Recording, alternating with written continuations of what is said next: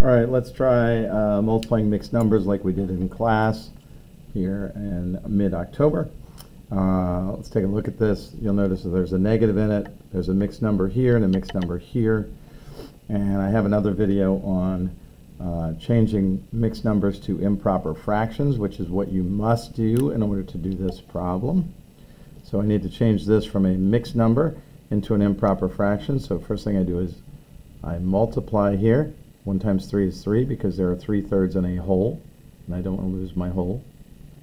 So 1 times 3 is 3, plus 1 is 4, and we're talking about 4 what? 4/3. That's not changed the value of 1 1/3, it's just simply writing it differently. It's a negative, so I must keep my negative. Then there's a multiplication sign. Now I'm going to do this. 2 is how many halves? Well, there are 2 halves in each of these wholes.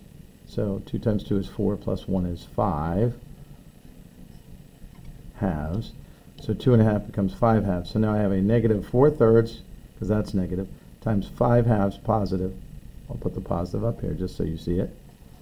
Now I multiply. I can also cross cancel first. I'll do it both ways. I'll multiply and simplify, and then I'll cross cancel up below. So 4 times 5 is 20. 3 times 2 is 6. And that was a negative times a positive, so that answer is going to be negative. And then I can reduce this by dividing by 2, and I get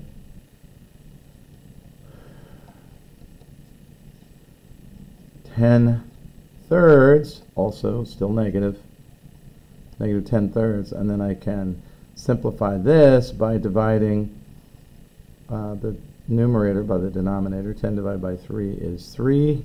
With 1 left over, so 3 1/3, again still negative. If I did the cross cancellation down here, let's try that method.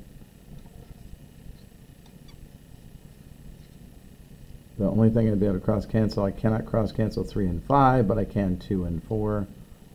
4 becomes 2 when I divide it by 2, and 2 becomes 1 when I divide it by 2. So 4 divided by 2 is 2, 2 divided by 2 is 1. Now if I multiply, I get 2 times 5 is 10. Don't miss the negative at the front.